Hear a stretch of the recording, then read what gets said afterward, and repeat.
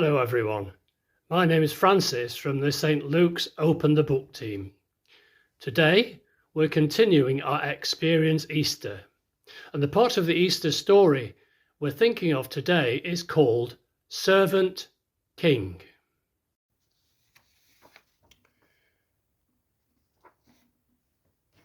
Now look at this picture.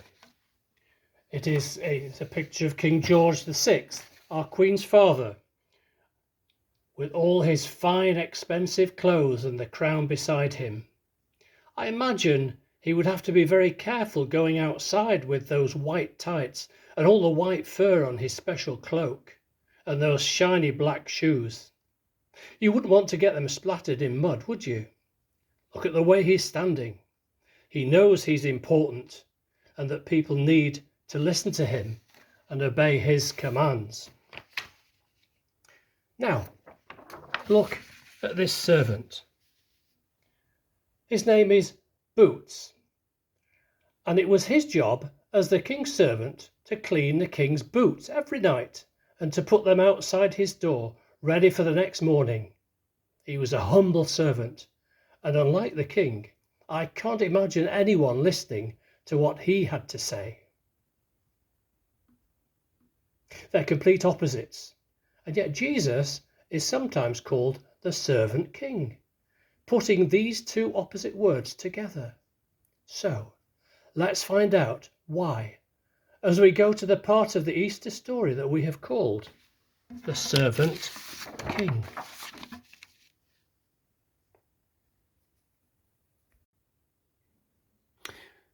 Israel, where Jesus lived, is a hot and dry land. In the time when Jesus was on earth, there were no cars. Some people travelled on donkeys or camels, but most people had to walk from place to place. The streets were filthy, covered with horse, camel and donkey poo. Houses didn't have indoor toilets, so we can imagine what people did when they needed to go. There was no such thing as socks and trainers back then, so as they journeyed in their sandals, their feet would have got very hot and dusty and dirty. And you know, when you have hot, sweaty feet, even more dust and other bits would have stuck to them. So when you arrived anywhere, it was the custom to be welcomed by having your feet washed in cool, clean water. You wouldn't wash your own feet. That was the job of a servant. Someone had to do it, but nobody wanted to do it because it was such a horrible job. So it would have been the responsibility of the poorest, most lowly servant in the house. When Jesus invited his disciples for supper in an upper room, they were very surprised by what happened. This is how it's described in the Bible. In John's Gospel, chapter 13, verses 4 and 5.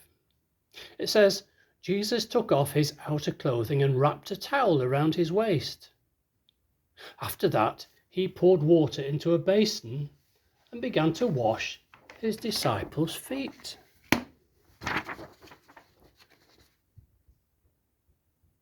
Drying them with a towel.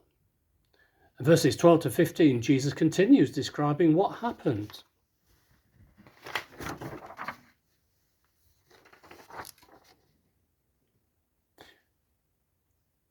When he had finished washing their feet, he put on his outer clothes and returned to his place.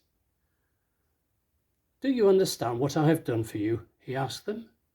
You call me teacher and Lord, and rightly so, for that is what I am. Now that I, your Lord and teacher, have washed your feet, you should also wash one another's feet. I've set you an example that you should do as I have done for you.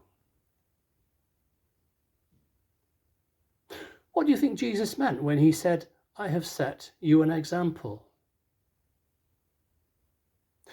The followers of Jesus try to care for one another today, even when the task before them is one that isn't very pleasant, or they would rather not do.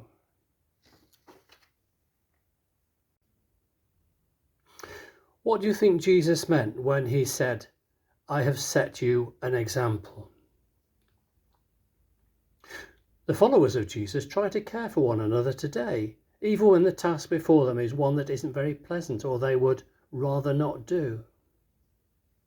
Now, I'm going to say a prayer, and if you want to make it your prayer, please say Amen at the end after me. Dear God, help me to be more like Jesus and be willing to help and serve other people. Amen. Now, I would like each of you to draw around your hand or foot. Then inside, write or draw what you could do to serve someone else. For example, it might be helping at home, or maybe helping at a food bank. We'd love to see them, so maybe your teacher can tweet us or send them to us.